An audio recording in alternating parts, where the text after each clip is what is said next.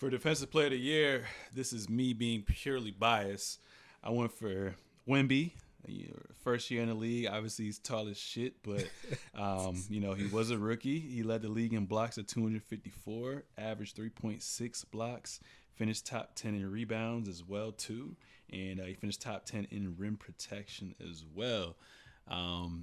Just watching the eye test, he wasn't necessarily the top tier best at switching, but he was able to switch 1 through 5 when needed. And, when you kind of funneled him to the basket, he definitely brought fear in some people. So that was my Defensive Player of the Year. Who y'all got? Yeah, I mean, for me, my whole argument is the eye test, man. Like, when I watch him play and when I don't see the full game and I watch the highlights, man, I just see his effect on shooters on the perimeter. I see, where he is around the basket.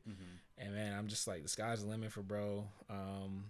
I feel like, obviously it does come down to the stats and what the media thinks, but I look at Gobert and how he be getting fried on switches and just out on the island, and then I see how Vic can do it, how he moves his feet. Like, he just, to me, I feel like he played better. Yeah. What about you? It's crazy. Actually, I had Wemby as my DPOY too. Oh wow! I was shocked because it's funny. It was a quote I saw from DeMarcus Cousins. Okay. And people were trying to discredit him because he wasn't a defensive player, but it's like, bro, he still played in the NBA at a high level. You know what he's talking about. Yeah, exactly. Yeah. Especially to a fan. Like, yeah. But he was just saying, like, how can you be DPOY if I can't play you all game? Like, no other defensive player of the year you're thinking about when the game matters, I'm taking you out of the game. Like, that just doesn't make sense. Yeah. And to me, like, that really should disqualify you. Like, I mean, Kawhi as a perimeter player is different, but, like, you never taking him out of games. I'm thinking, like, Dwight Howard, you were never taking him out of games. Especially, that's to me the thing is, like, the precedent of giving him a fourth one. Yeah. Like, now you're joining, like, Ben Wallace and and Dwight Howard and some of these other guys who, like, were never getting taken out of games because of their inability to switch or do anything. Like, we're going to be here, and that is what it is.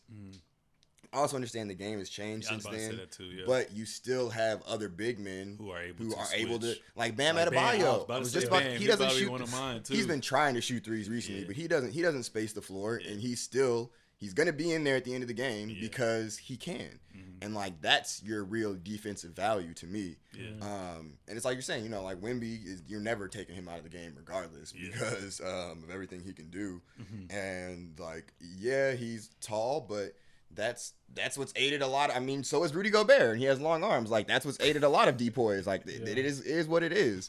But you can't, like, it's like you're saying, it's watching games, and it's also seeing the clips of 3-on-1, and y'all don't know what to do. 3-on-1, and y'all just start passing the ball around to each other because I'm so massive, and, like, you just, to me, that's, like, real defensive impact. And they also showed the stats of, like, when he's on the court, they're like they play like, I think let me say like a top 10 defense or something like that.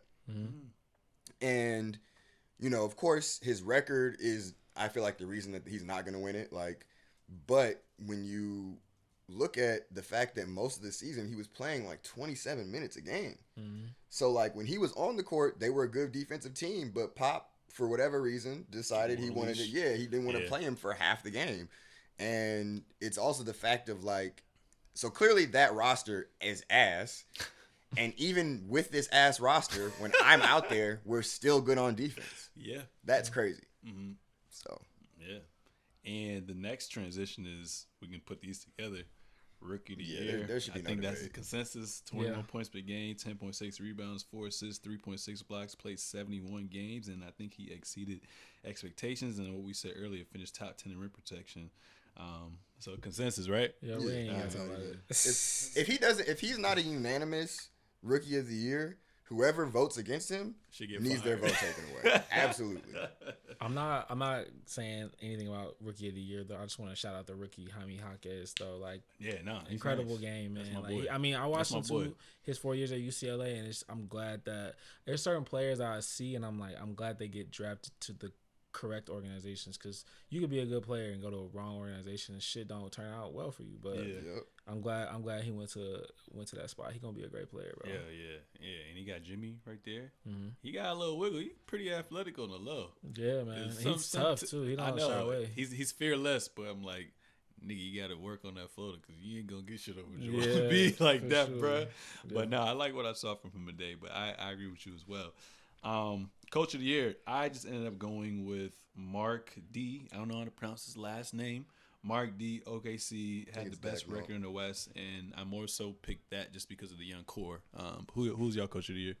Yeah, I mean, I think. Well, I'm not sure about Carl, but I agree as well. I feel like just again, I think of coach of the year and general manager or executive of the year about like how they do versus expectation coming into the year, and if they exceed expectation.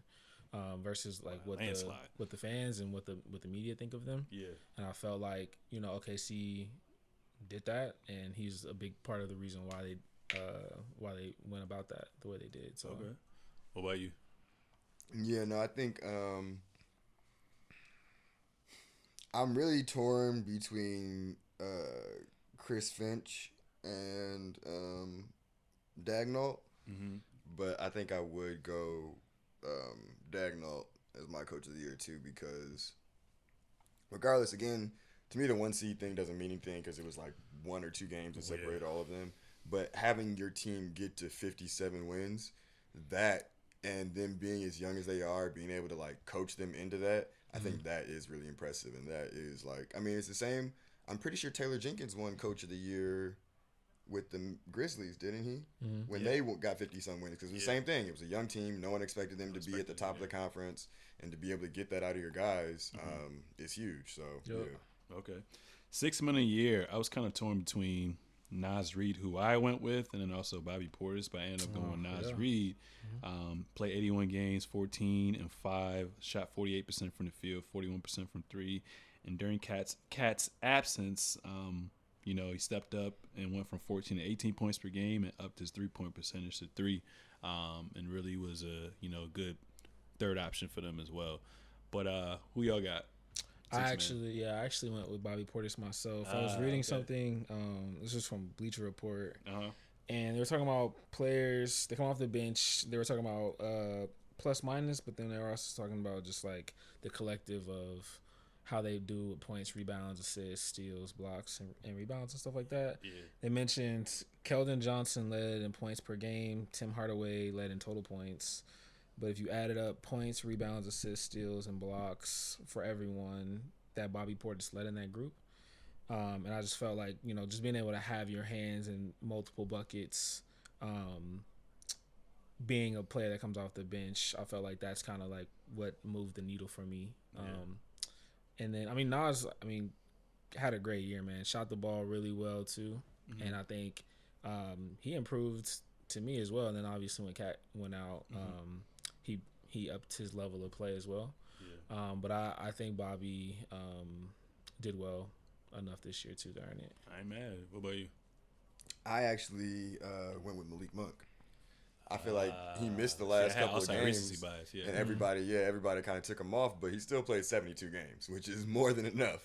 And I think for me with Naz Reid, I get a lot of people I see talk about he stepped up when Cat was out, but as a starter, not as a 6-man. Yeah. So like to me, that's not really, that's not your 6-man production.